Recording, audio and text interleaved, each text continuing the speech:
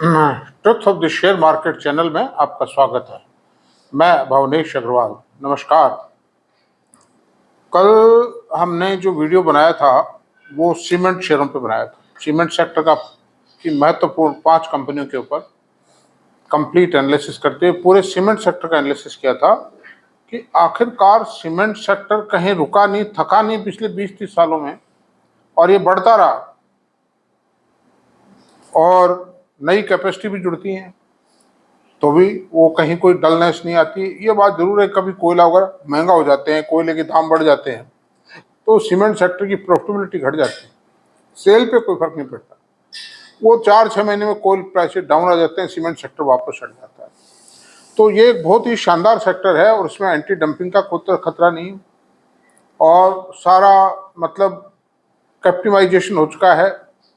सब captive mines हैं, captive power houses हैं, कैप्टिव कोल ब्लॉक्स हैं, कैप्टिव मतलब लाइमस्टोन ब्लॉक्स हैं। Under this circumstances cement sector is best for all point of view, there is a huge demand. ये सारी बातें थी तो आप इसमें ध्यान दें, अवलोकन करें। सीमेंट सेक्टर की बैलेंस शीट को पढ़ें। मेरी रिकमेंडेशन कुछ भी नहीं है, लेकिन मैं आप लोगों के भले के लिए बता रहा हूँ। विश्लेषण सबसे बड़ी चीज़ है। अगर विश्लेषण सही है, सेक्टर का विश्लेषण सही है, कंपनी का विश्लेषण सही है, तो सब कुछ सही है, आप जीत जाएंगे। अब सवाल ये कि बाजार के ऊपर भी चर्चा कर ली थी, क्योंकि शनिवार की वीडियो में, सैटरडे की वीडियो में चर्चा हो जाती है। आज संडे है इसलिए कोई बाजार खुला नहीं है। सैटरडे को बाजार खुले नहीं, इसलिए संडे को चर्चा करना कोई मतलब नहीं, सार्थकता नहीं है। बस इतना मैं कह सकता हूं कि भारत के बाजार, चूंकि सरकार आ गई है और देश की अर्थव्यवस्था, देश के उद्योग धंधे, व्यापार और वाणिज्य जो है वो सरकारी नीतियों से चलता है, सरकार के प्रोटेक्शन से चलता है। इस कारण से शेयर बाजार को, मार्केट एज होल को तो कोई दूर दूर तक खतरा नहीं है। वो एक अलग बात है, कोई इंडिविजुअल सेक्टर शेयर गिर जाए, कोई सेक्टर गिर जाए, कोई मैनेजमेंट फेल हो जाए, वो एक अलग, वो चलती रहेंगी घटनाएं। इतना बड़ा विशालकाय बाजार है, 1000, 2000, 10, 20,000, 50,000 करोड़ की कंपनी का फेल हो जाना, बन जाना, नहीं आ जाना, ये सब साधारण बात है। कितने बैंक, यस बैंक फेल हुआ, HDIL लो और दीवान हाउसिंग फेल हुआ, और मैं आपसे बता रहा हूँ सत्यम कंप्यूटर फेल हुआ, और जो है कि रिलायंस अनिल अंबानी ग्रुप फेल हुआ है नहीं। अच्छा, फिर वो जो सिंटेक्स इंडस्ट्री ग्रुप फेल हुआ। बहुत हैं, फेल्यूर की कहानियां बहुत हैं। तो ये सब होता रहेगा और घाव इन्वेस्टर के भरते रहते हैं। इनमें भुगतता इन्वेस्टर है, लेकिन घाव भर जाते हैं थोड़े बहुत टाइम में, कोई बात नहीं, चलेगा ये सब। तो मैं आपसे ये बात कहना चाहता हूं कि मेरे पास में आज किसी इंडिविजुअल शेयर पे चलेंगे, चर्चाएं भी चलेंगी भी, मैं बहुत विस्तृत वीडियो बनाना चाहता हूं आज आपका। तो मेरे पास जो व्यूवर्स हैं उनके सामान्य तौर से जो प्रश्न आ रहे हैं वो प्रश्न हैं, मैंने जवाब दिया है उन प्रश्नों का, और उनका जवाब प्रश्न पूछने का अधिकार है, मेरा जवाब देने का कर्तव्य है। जब तक शंका समाधान नहीं होंगे, जब तक कोई मतलब नहीं है, सार्थकता नहीं है, संतुष्टि नहीं होगी देखने वाले को, सुनने वाले को, तो वो सब ठीक है। लेकिन लिखित में तो मैं जवाब उस वक्त लिख करके पोर्टल पर तो मैं कितना जवाब दे पाऊंगा। तो मैंने तय किया है कि I will decide all the major questions on today's discussions. और आज की जो वीडियो है वो ऑल इन ऑल मार्केट में सफलता का गुरु मंत्र क्या हो। मैं गुरु नहीं हूं, आप ये मत मानना मैं कोई दम में बोल रहा हूं, अहंकार में बोल रहा हूं। मैं तो आपकी सेवा के लिए आया हूं, आपकी हेल्प के लिए आया हूं, लेकिन नाम गुरु मंत्र है। तो प्रश्न जो आए हैं वो ये हैं, फंडामेंटल एनालिसिस सिखा दें। क्या HDFC जैसे शेयर को FDR समझा जाए? और भी उन्होंने कहा है कि और भी कई शेयरों को, जैसे टाटा मोटर है, ICICI बैंक है, रिलायंस है, इस तरह के जो बहुत बड़ी बड़ी कंपनियां हैं ना, क्या उनको FDR ही समझ लिया जाए? क्या उससे ज़्यादा रिटर्न वो नहीं देंगी? ये एक बहुत अहम प्रश्न है। और जो शंकाएं हैं वो निर्मूल नहीं है, आगे निर्मूल सिद्ध होंगी, लेकिन उनकी शंकाएं निर्मूल नहीं है। इस पे चर्चा करेंगे आगे चल के। एक अच्छे शेयर पर वीडियो बना दीजिए। चौथा प्रश्न है, क्या यह शेयर मल्टीबैगर बन जाएगा? पांचवा प्रश्न है, मल्टीबैगर शेयर कैसे पकड़े? तो सवाल ये कि वैसे तो मैंने ये जो पांचों प्रश्न है, इनका समाधान अलग अलग वीडियो में मिलता है, पहले की वीडियोज में सब में मिलता है। मैंने कोशिश ये की है, मेरा जो वीडियो बनाने का, जो चर्चा करने का जो है, एजुकेटिव वीडियोज हैं, मैं आपको आत्मनिर्भर बनाना चाहता हूँ। आप किसी पर पराधीन ना रहें शेयर पे, बार बार मैं ये बात कहता हूँ। आपको एजुकेट करना है, आपको तरीके बताना है कि आप शेयर को कैसे पहचाने, मतलब। और भाई अगर आप आधी घंटा रोज भी नहीं दे सकते तो फिर देखिए आपका अधिकार भी नहीं बनता शेयर बाजार से पैसे कमाने का।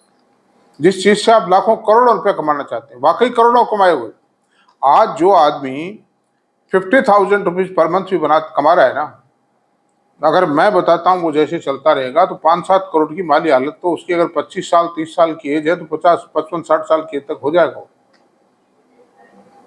लेकिन बशर्ते वो स्ट्रिक्टली डिसिप्लिन में फॉलो करे, वो तूफानी गति से दौड़ने की कोशिश ना करे। तो अब चलते हैं फंडामेंटल एनालिसिस का। जहां तक सवाल है सीखने का, ये शेयर बाजार की क्लासेज भी लगती हैं, बड़े बड़े कोर्सेज भी हो रहे हैं, पीएमएस सर्विसेज वाले भी कहते हैं हम सिखाएंगे, लेकिन वो कोई मतलब नहीं उस बात का, वो कोई सार्थकता नहीं रहती। अगर एक मैट्रिक पास आदमी भी है ना, और अगर रुचि लेकर के पढ़े लिखे हो थोड़ा, चाहे वो कॉमर्स का है, आर्ट्स सब्जेक्ट का है, चाहे वो साइंस का स्टूडेंट है, मैं कहता हूं,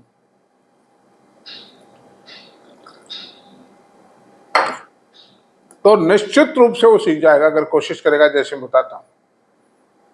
तो उसके लिए क्या है, आप कंपनी की जो क्वार्टरली रिजल्ट्स आते हैं ना, एनुअल रिजल्ट भी क्वार्टरली कहलाता है, तो लास्ट क्वार्टर में एनुअल आ जाता है, उन क्वार्टरली रिजल्ट्स को आप पढ़ें। बॉम्बे स्टॉक एक्सचेंज की साइट पे आसानी से कंपनी की साइट खोल के देखा जा सकता है। फिर उस रिजल्ट को, सीधी बात है, कितना माल बिका, कितना खर्चा हुआ, कितना डेप्रिसिएशन है, कितना ब्याज है, खर्चा ज्यादा हुआ या कम हुआ, वो सब दिखाई देगा उसमें। एक एक आइटम को आप मिलान करते चले जाइए पिछले क्वार्टर से और पिछले साल से, और कितना बिफोर टैक्स प्रॉफिट आया, कितना इनकम टैक्स चुकाया, और नेट प्रॉफिट क्या हुआ, कितने इक्विटी लिखा रहता है उसमें, और ईपीएस क्या आएगी। और ईपीएस का फॉर्मूला मैं अलग से आपको बता दूंगा। आप तो ईपीएस देख लो, ईपीएस बढ़िया घटी कंपैरिजन करके। अब उसमें कोई एक्स्ट्रा आइटम तो नहीं है, उस एक्स्ट्रा आइटम के कारण तो प्रॉफिट नहीं बढ़ रहा। इन्वेंट्री में कोई मैनेजमेंट ने घटाई बढ़ाई करी है तो उसका इंपैक्ट आएगा। अगर इन्वेंट्री बढ़ी है इसका मतलब सेल स्लो डाउन हो रही है, मतलब डिमांड थोड़ा स्लो है। और अगर इन्वेंट्री घटाई है मैनेजमेंट ने, तो ये बात तो आप मान सकते हैं कि भाई माल की डिमांड है, लेकिन ऑन दी अदर हैंड ये प्रॉफिटेबिलिटी को मेंटेन करने का एक तरीका है। जब प्रॉफिट घटने लगता है तो मैनेजमेंट इन्वेंट्री घटा करके खर्चा कम बता देता है। लेकिन इस तरह का आप कोशिश कीजिए। ये मैं नहीं कहता कि आप सीख के 1 महीने में 10 दिन पारंगत हो जाएंगे, नहीं। मैंने 42 साल साधना की है, रात और दिन साधना की, अब भी करता हूँ, खूब कोशिश करता हूँ, खूब पढ़ता हूँ, लिखता हूँ। ये कैल पढ़ाई लिखाई का है। तो आप लोग ये कोशिश कीजिए, इन ब्रोकर्स के ऊपर या इन पीएमएस सर्विसेज पर बेस मत कीजिए, खुद आत्मनिर्भर बनिए। अभी सहारा तो ले लीजिए आप, हम जैसे लोग हैं, और पीएमएस वाले भी हैं, ब्रोकर्स हैं, जिसका भी है, लेकिन आप उसके साथ साथ कोशिश ये कीजिए कि आप पढ़ लिख करके आप खुद होशियार। धीरू भाई अंबानी मैट्रिक पास था ना, वो कोई अमेरिका की कॉलेज से तो लंदन पास करके आया नहीं था, उसने तो इंडिया में ही पढ़ा लिखा था। वो तो गरीब घराने से था बेचारा, क्या क्या किया उसने। बड़े बड़े हार्वर्ड यूनिवर्सिटी के बड़े बड़े दिग्गज, मतलब अफसरों को, जो बड़ी बड़ी कंपनी में करोड़ों रुपए तनख्वाह आती है, उनको अपने नौकर रखा उसने।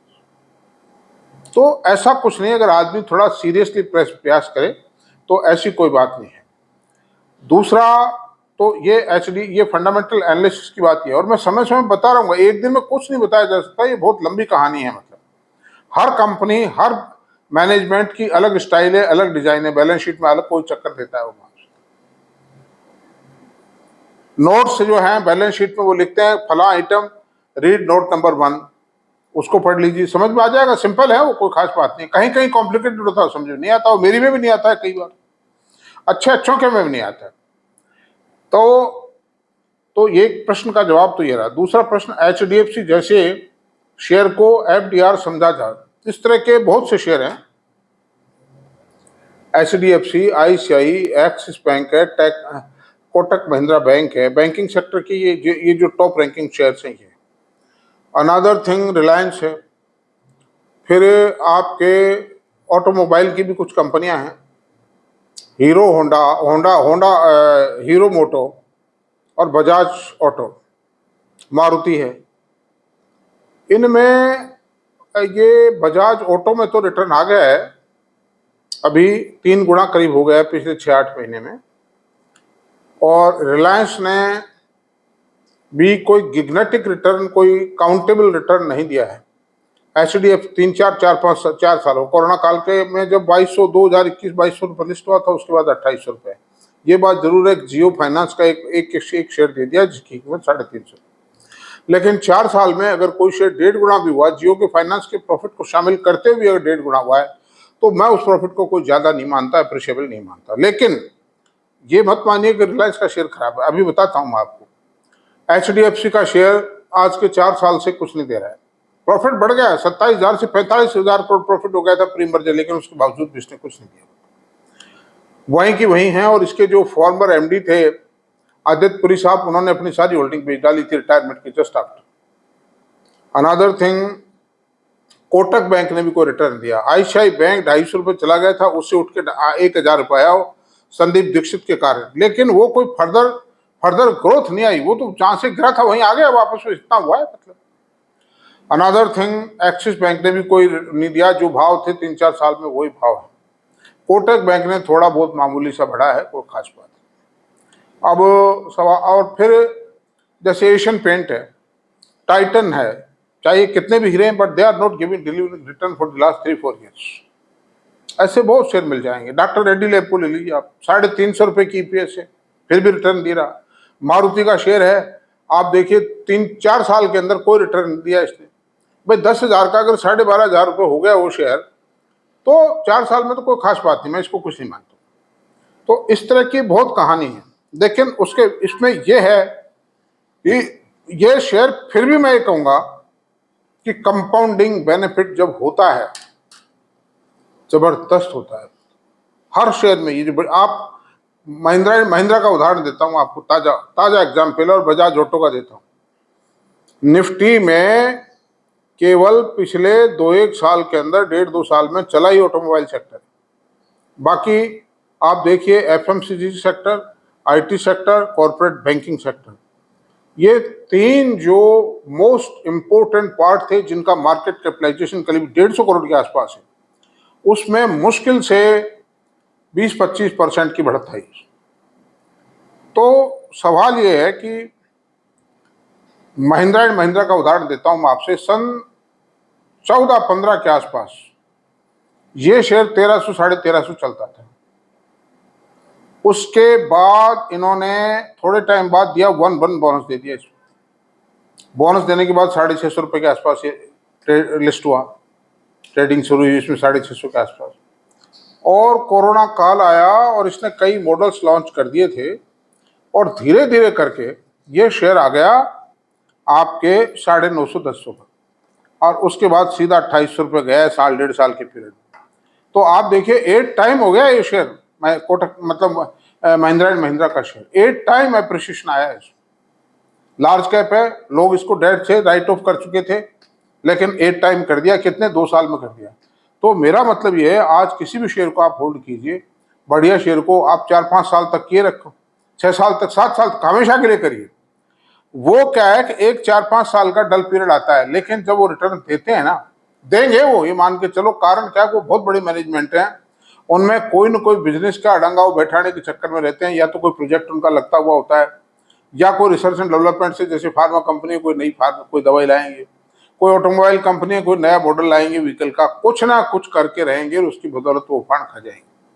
जैसे रिलायंस है, आप देखिए कि इसका जैसे ही अल्टरनेट प्रोजेक्ट पूरा होगा ना, उसके साथ ही आप देखो जबरदस्त रिटर्न मैं जहां तक समझता हूं देगा। मेरी कोई रिकमेंडेशन नहीं है, मैं एजुकेटिव लेक्चर दे रहा हूं। और उसके साथ ही हो सकता है कोई डीमर्जर भी कर दे, रिटेल कंपनी को अलग कर दे, टेलीकॉम कंपनी को अलग कर दे, ये भी हो सकता है, या उस कंपनी को अलग कर दे जो अल्टरनेट एनर्जी की, तो बेशुमार रिटर्न आएंगे। ये रिलायंस में हिडन वैल्यू बहुत ज्यादा है।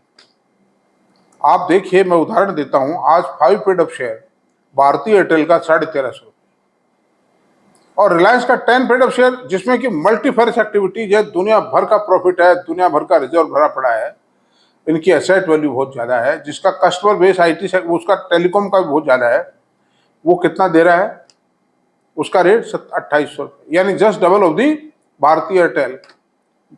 वो भारतीय एयरटेल का भी 2700 रुपये होगा 10 पेड में आप करते हो तो, जबकि उसकी ईपीएस कुछ नहीं है, वो 27-88 के पी रेशो पर है।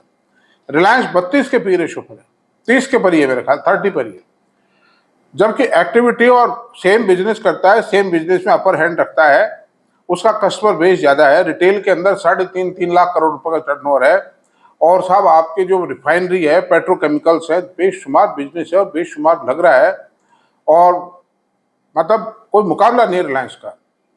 लेकिन ठंडा पड़ा है, लेकिन जिस दिन देगा आपको भरपूर देगा। आप देखिए सन 2010 से 15 तक बिल्कुल डल पड़ा रहा इलाज, प्रॉफिट बढ़ता रहा लेकिन शेयर नहीं बढ़ता था। जैसे ही इसका टेलीकॉम प्रोजेक्ट पूरा हुआ, ऑपरेशनल हुआ, उसके साल 8-10 महीने बाद इन्होंने कुछ से कुछ कर दिया उस शेयर। इसी तरह से एचडीएफसी बैंक की पोजीशन एक आज 4 साल से पड़ा हुआ है, लेकिन हो सकता है आने वाले 2-3 साल में कुछ का कुछ कर जाए। तो ये जो बड़ी कंपनियां हैं ना, ये ठीक है कि 2 साल 3 साल में 25-50 गुना नहीं हो पाती है, लेकिन हर सूरत में आपको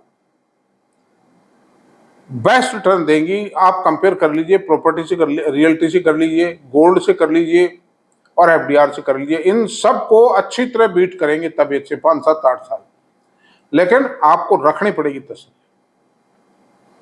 ये टाटा, बिरला, अंबानी, अडानी, इनके जो घराने हैं, इनके पीछे बहुत बड़ी पैसे की ताकत है, टेक्नोलॉजी, एस्टेब्लिशमेंट है, पॉलिटिकल ताकत है, सब कुछ है इनके पास। सरकार से नीतियां बदलवा लेते हैं, ये इतनी ताकतवर लोग। तो ऐसी सूरत में मित्रों, ये दोस्तों, यही पोजीशन है। एक अच्छे शेयर पर, तीसरा क्वेश्चन है, एक अच्छे शेयर पर वीडियो बना दीजिए। मैं रोजाना अच्छे शेयरों पर ही बनाता हूं। आज मैंने सैटरडे का जो वीडियो बनाया है, सैटरडे को, आज जो वीडियो मतलब कल जो वीडियो बनाया, वो वीडियो सीमेंट सेक्टर पे बनाया है। आप देख लीजिए, उसमें शानदार है, मतलब कितना जबरदस्त कंपैरिजन और कितना फैक्ट एंड फिगर दिए हैं, वो कोई भी नहीं देगा आपको दोस्तों। मतलब बुरा मत मानना मेरी बात को, मैं कोई दम नहीं भर रहा हूँ, मेरे को कोई अहंकार नहीं है, लेकिन इतने डिटेल्स और इतना डिटेल में एनालिसिस, क्योंकि ज्यादातर तो मेरे को लोग कहते हैं कि आप इतना ज्ञान क्यों सिखा रहे हो लोगों को। मैं तो भंडाफोड़ करूंगा ज्ञान का, मोनोपोली को तोड़ूंगा लोगों की।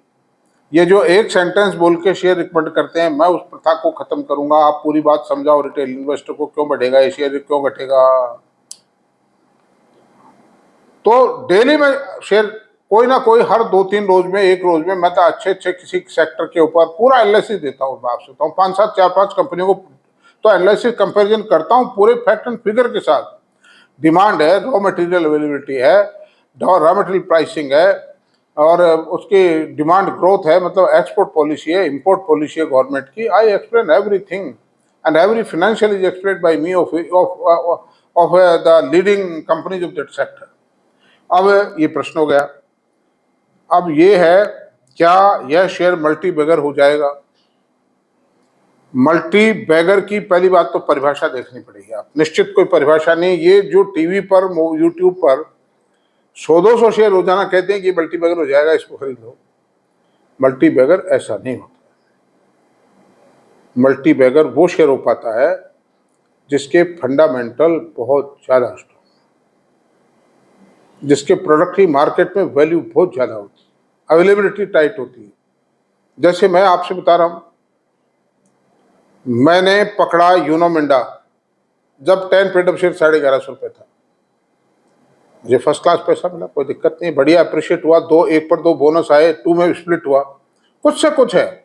लेकिन जो बाजार के एनालिस्ट थे वो कब अप्रिशिएट कर रहे, कब उसको मतलब वो करने लगे, जब उसमें 2 बोनस आ चुके, 2 में स्प्लिट हो चुका, 400 रुपये का जब उसका भाव था इन सब एक्टिविटीज के बाद। आज 650 रुपये। क्या क्या क्या रिकमेंड किया है उन्होंने? रिकमेंड करते 1150 रुपये जब भाव था, जब सारी बात स्पष्ट हो चुकी थी। लेकिन जब इन्वेस्टर को डिस्क्लोज नहीं करते, जब आनंद खुद लेते हैं बड़े आदमी। नवीन फ्लोरिन का जो रेट था 1150 रुपये का रेट था, 1050 या 1100 रुपये का रेट था, मैंने भी खरीदा उस समय। 2 पेड अप किया उसको और 5800 रुपये तक गया वो 2 पेड अप शेयर। आप देखिए, उससे कुछ वारे न करके इस तरह पकड़ में आते हैं। फंडामेंटल स्टडीज का बेनिफिट ये है। तो मैं यही चाहता हूं कि आप लोग पढ़े लिखें, सब कुछ। केपीआईटी है, वॉरेन ब्रेवरीज है, ये आप अभी रिसेंटली मल्टीबैगर हुई है और अभी भी बहुत पोटेंशियल है। रिकमेंडेशन नहीं है मेरी, I am simply explaining the worth and future and fundamentals of this share. लगातार ग्रोथ आ रही है, मतलब आप समझो वॉरेन ब्रेवरीज में और केपीआईटी टेक्नो में लगातार ग्रोथ आ रही है। टाटा एलेक्सी था जैसे नई मल्टीबैगर बने, और दुनिया में जितने भी मल्टीबैगर बने हैं, पीडीलाइट बड़ा, महिंद्रा बड़ा, वरुण ब्रेवरीज बड़ा, एसआरएफ बड़ा, दीपक नाइट्रेट बड़ा, नवीन फ्लोरिन बड़ा, और ये अल्ट्राटेक सीमेंट बनी, रिलायंस बड़ा, Bajaj auto, HDFC, ICI, Axis, Asian paint, और large list of the multibagger है। लेकिन ये नहीं, आप मल्टीबैगर को झेलना और रोकना ये बहुत टेढ़ी खेल है। आप बताइए, कोई कंपनी ने 2 क्वार्टर की 3 क्वार्टर की रिपोर्ट सही दे दी, चौथे क्वार्टर में थोड़ा ढीला हो गया, वो बताइए। आदमी डर करके भयभीत होकर उस शेयर को बेच देता है, मल्टीबैगर को रख नहीं पाता है। सन 2010 से 20 यानी second decade of the 21st century का जो सबसे ज्यादा रिटर्न देने वाला शेयर था वो पेज इंडस्ट्रीज था। चड्डी बनियान बनाने वाली कंपनी कुछ से कुछ कर गई। आप 50,000 रुपए का शेयर हुआ, वंडरफुल अचीवमेंट थे। एसआरएफ के अचीवमेंट वंडरफुल थे, मतलब। और ये नवीन फ्लोरिन और ये जो थे दीपक नाइट्रेट वगैरह, इनके भी शानदार थे, लेकिन सबसे हाईएस्ट पेज इंडस्ट्री था। अब सवाल ये है कि पेज इंडस्ट्री की सबसे खास बात ये है कि इसने कभी मुड़ के नहीं देखा, मुड़ के अब देखा है। तो अब तो काम हो गया, अब अभी भी 37, 35, 36,000 रुपये, क्या दिक्कत है? तो इस तरह से उनको पेज इंडस्ट्री में कभी डिप नहीं आई, बीच में कभी ढीला नहीं पड़ा, ये मतलब इसलिए जीत गए, मतलब जो होल्डर्स थे। तो इस तरह से ये मल्टीबैगर की कहानी इस तरह है। फंडामेंटल जब तक आप लेकिन आप लोग ये अगर आप बिल्कुल ना समझ पाए तो भी इतना जरूर है कि टीवी पर, मोबाइल पर, यूट्यूब पर है जो रिजल्ट आते हैं, थोड़ा समरी देख लो, कितना प्रॉफिट बढ़ा, इतना ही देख लो। moneycontrol.com पर जो वो एनुअल फिगर दे रखे हैं उसमें ही देख लो। आपको नजर रखनी पड़ेगी, ध्यान देना पड़ेगा। आप स्क्रीनर पर देख लीजिए 35% से ज्यादा ग्रोथ देने वाली कौन सी कंपनी है, वो बता देता है वो स्क्रीनर। आपको एक लिस्ट दे देगा पूरी, उस पर देख लीजिए, फिर उन कंपनियों की स्टडी करो। ये नहीं 35, बहुत है कंपनियां ऐसी। तो कोई 35% की ग्रोथ दे रही है एक्स्ट्रा आइटम के कारण, कोई किसी कारण से दे रही है। बिजनेस की प्रॉफिटेबिलिटी की ग्रोथ हो और कंसिस्टेंसी हो उसमें, उस शेयर पे हाथ डालना पड़ेगा, वो मल्टीबैगर हो सकता है। तो अंडर दीज सर्कमस्टेंसेज में मित्रों ये पोजीशन है, आसान नहीं, और आसान है भी। मतलब आप बने रहिए और ध्यान रखिए बाजार में। और छोटी मोटी, अगर मान लीजिए कोई स्ट्रॉन्ग मैनेजमेंट है, प्रोडक्ट स्ट्रॉन्ग है, आप छोटी मोटी डिप से मत डरिए, मतलब पकड़े रखिए आप, है कि नहीं, मत छोड़िए आप, मतलब। और कोई डिप आती है, मान लो कोई रिजल्ट खराब आता है और शेयर गिरा नहीं है, तो थोड़ा सा उसको बेच लीजिए, एक दफा मामूली सा 10-15% होल्डिंग को बेच लीजिए, है। अब रहा सवाल, मैं एक नेगेटिव बात भी करूंगा, दोबारा आपके हित की बात है कि अगर आप इनको एनएचपीसी को, सतलज जल विद्युत जैसे शेयरों को, रेल विकास को, रेलकॉन को अगर आप मल्टीबैगर मानते हैं तो ये आपकी एक बहुत बड़ी भूल होगी। मैं ये नहीं कहता हूं आज ही बेच दीजिए, मतलब सतलज जल विद्युत और एनएचपीसी, इसमें बताइए आप 12,000 करोड़ की इक्विटी है, सतलज जल विद्युत 4,000 करोड़ की, 7-8 हजार करोड़ का तो एनएचपीसी की टोटल सेल है, मतलब। और वो हिमालय पर जो प्लांट है वो तो साले 6 में नहीं चलते, मैं आपसे। अब बताओ क्या हो, मतलब उसमें 1 रुपया डिविडेंड देने के लिए 1200 करोड़ रुपया चाहिए। क्या बोनस आ सकता है? क्या ये मतलब 300-400% डिविडेंड दे सकता है? कैपिटल इंटेंसिव इंडस्ट्री है, ब्याज के बोझ के तले दबे हुए। ठीक है, गवर्नमेंट की पॉलिसी लिबरल है, गवर्नमेंट ने पॉलिसी रिफॉर्म्स लाई है, पावर सेक्टर में जबरदस्त रिफॉर्म्स लाए हैं, उसी वजह से पावर सेक्टर जिंदा हुआ है मरे हुए से। But it doesn't mean that we should park our money in this sector in such. आप लगाइए अडानी पावर में, लगाइए पैसा, मतलब मैं ये रिकमेंडेशन नहीं है, मैं स्टडी करके लगाइए, देख के लगाइए, मेरा कोई वो नहीं है। टोरेंट पावर था 1300-1400 रुपये हो गया। इनमें ग्रोथ है, इनके पीछे मैनेजमेंट। सबसे बड़ी ताकत मैनेजमेंट होता है, कंपनी का फाइनेंशियल स्ट्रक्चर होता है, कंपनी का प्लांट लोकेशन होता है। इन सब चीजों का बात ध्यान रखिए। मल्टी बैगर बहुत है, बहुत बने ये पूरे जीवन में, हर साल 5-7 मल्टी, और तेजी के बाजारों में मल्टी बैगर नहीं पकड़ में आएगा। तेजी के बाजार में तो मल्टी बैगर जब पकड़ में आएगा जब कोई बहुत ही खास बात हो।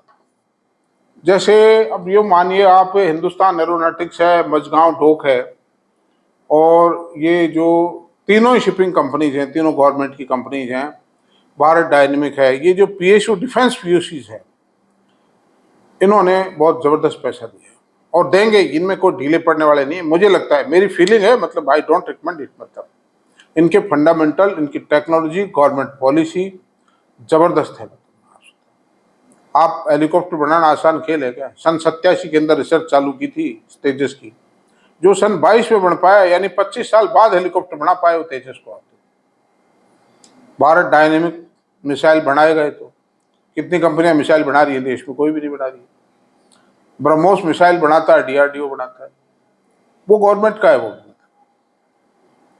और एक जहाज को बनाना, लड़ाकू जहाज को बनाना कोई आसान खेल नहीं है, जिसके पर हवाई जहाज दौड़ते हैं, मतलब वार शिप्स, जो वार शिप्स के ट्रांसपोर्ट करता है, और वार शिप्स, वार जो जहाज है, मतलब हेलीकॉप्टर, लड़ाकू विमान है, वो उसकी छत पर दौड़ लगाएंगे, उड़ेंगे वहां से लगा करके, आप देखिए। तो अंडर दीज सर्कमस्टेंसेस में बहुत बड़ी बात है, ये दबे पड़े थे, मतलब हीरे जो थे। इस तरह के चीज मल्टी बैगर हुए हैं ये भी। लेकिन अभी मल्टी बैगर, अब जैसे अरविंदो फार्मा की शेयर का मैंने एनालिसिस किया था, विश्लेषण किया था, बहुत से प्लस पॉइंट है उसमें। डॉक्टर रेड्डी का शेयर है, वो मल्टी बैगर अभी होने की पोजीशन में नहीं है, लेकिन कब उसको 15-20 हजार रुपये को उठा ले जाए कोई पता नहीं भाई। 350 रुपये की ईपीएस का शेयर, और जिसमें 15-20% की ग्रोथ भी है। अरविंदो फार्मा जिसने 3500 करोड़ रुपए के प्लांट अभी लगाए और लगाने जा रहा है, उसमें कोई जरूरी नहीं कि वो पिट जाएगा, वो चलेगा, वो बहुत स्मार्ट मैनेजमेंट है। ये मैं मेरिट्स बता रहा हूँ शेयर की, रिकमेंडेशन नहीं है। ऐसा नहीं आप कल ही खरीद लो, नाम लिया और आप खरीद डालो। देखिए, बाजार की घटनाएं, दुर्घटनाएं होती रहती हैं, उन सबको अकाउंट फॉर करते हुए आप कोई एक्शन लें। आपको बाजार में पैसा डालना है, आपकी बहुत बहुत मुश्किल से पैसा कमाया हुआ है, और उसको बचाना और भी मुश्किल है, और बचा के सही जगह इन्वेस्ट करना उससे भी ज्यादा मुश्किल है, मतलब। तो दोस्तों, आप बहुत सावधानी से काम करें और बहुत गंभीरता से काम करें। मेरे से दिल खोल के प्रश्न पूछें, कोई मरादी नहीं। मुझे रात को 2 बजे भी जगना पड़ेगा, आई विल रिप्लाई दैट। मेरे पास कोई काम नहीं है, मैं शेयर बाजार का काम करता हूँ, मार्केट डे के मुझे बिजी रहना पड़ता है। जब रिजल्ट सीजन होता है, जब भी मैं बिजी रहता हूँ, चूंकि रिजल्ट को पढ़ना लिखना पड़ता है मुझे। कोई रात को रिजल्ट 10 बजे भी आता है, 9 बजे भी आता है, तो मैं उसको पढ़ के सोऊंगा, पूरा कंप्लीट एनालिसिस करके सोऊंगा मैं उसको, वरना मुझे नींद नहीं आएगी। तो इन दिनों काम कम है, क्योंकि रिजल्ट सीजन समाप्त हो चुका है। 10-12 जुलाई से रिजल्ट सीजन फिर शुरू होगा, आईटी कंपनियों के रिजल्ट आएंगे सबसे पहले। तो पोजीशन ये है। अब मेरा आप सब लोगों से निवेदन यही है कि मेरा आप मनोबल थोड़ा सा जरूर बनाए रखें, मनोबल मत तोड़िए। आप जिस तरह मैं आपकी सेवा के लिए तत्पर हूँ, उसी तरह से आप भी। मैं कम से कम लोगों से कह सकूँ कि मेरे इतने सब्सक्राइबर हैं, मेरे इतने मतलब फॉलोवर्स हैं, सब्सक्राइब करें, अगर सब्सक्राइब करें। कोई किसी दिन वीडियो मेरा अच्छा नहीं भी बने, मान लो, हो सकता है मैं तो अच्छा बनाता हूँ पूरी ताकत से, लेकिन आपको अच्छा ना लगे, तो भी सब्सक्राइब कीजिए। आप फ्रेंड्स को, रिलेटिव्स को कहिए, समझाइए, बताइए। मेरे आप कंपेयर कीजिए, विच इज बेटर, किस वीडियो इज बेटर, किसका वीडियो बेटर है, कौन आदमी ऐसा है जो खुल के बात करता है, सही बात बताता है। तो खुल के बात कीजिए, खुल के प्रश्न पूछिए, कोई दिक्कत नहीं। और अभी थोड़ा सा मैं लाइव वीडियो भी चालू करूंगा थोड़े टाइम में, जिसके ऊपर कि अपन डिस्कस कर लेंगे, फेस टू फेस डिस्कस करेंगे। किसी भी आप सवाल पूछना, कुछ भी तबीयत से आराम से पूछना, that I am going to arrange after some time. अभी एक बार ये काम मेरा सेट हो जाए थोड़ा सा अच्छी तरह, thereafter I will start that. Sunday के दिन घंटे 2 घंटे का फैशन रख लिया करे, क्या दिक्कत है उसमें। और मैं कोई थकने वाला नहीं हूँ, मेरा कॉन्फिडेंस लेवल बहुत हाई है and I am maintaining my health up to the maximum possible extent. Thank you very much, कल मिलते हैं फिर।